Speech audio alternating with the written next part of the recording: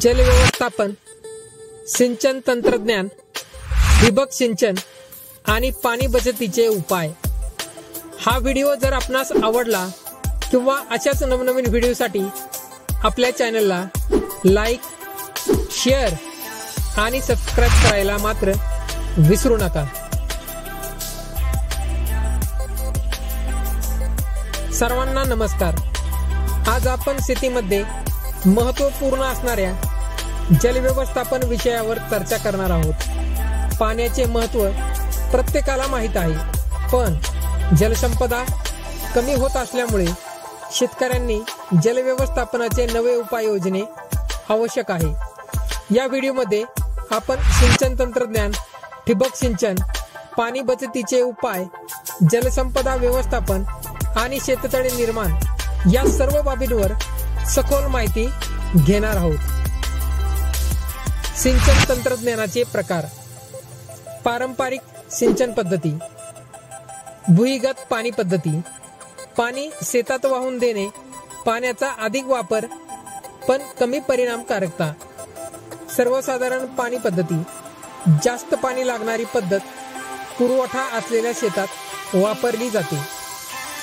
आधुनिक सिंचन पद्धती, फवारा सिंचन, फवारणीद्वारे पाण्याचा वितरण, पाणी बचतीचे एक प्रभावी उपाय। ठिबक सिंचन, पाणी थेट मुळापर्यंत पोहोचवणे, पाण्याचा अधिकतम बचत होते। ठिबक सिंचनाचे फायदे। पाणी थेंब थेंब देणे।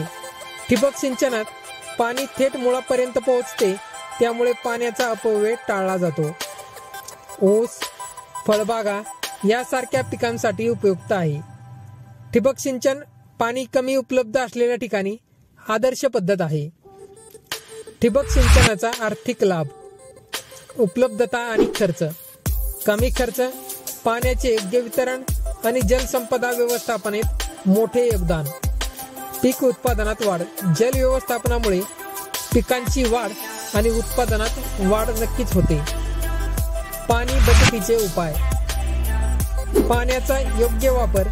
पाण्याचा योग्य वापर शेतीसाठी महत्त्वपूर्ण आहे। पाणी वाचवण्यासाठी वेगवेगळ्या तंत्रज्ञानाचा वापर करणे आवश्यक आहे। जैविक मल्चिंग, जैविक पदार्थांचा वापर करून जमिनीत आर्द्रता टिकवून ठेवणे।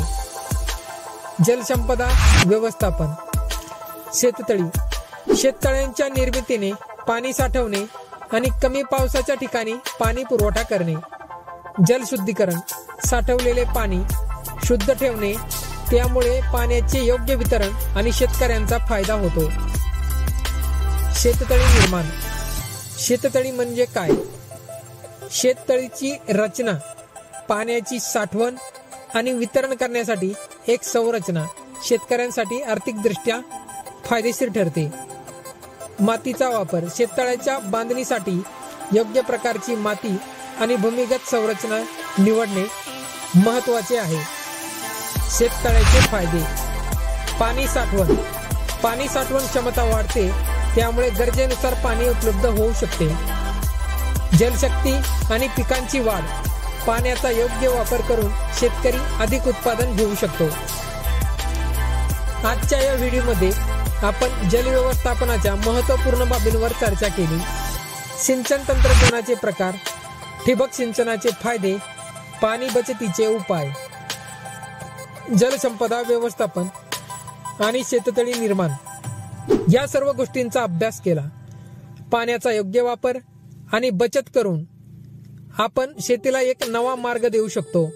जर तुम्हाला हा व्हिडिओ आवडला असेल तर लाईक करा, शेअर करा आणि चॅनलला सबस्क्राइब करायला मात्र विसरू नका।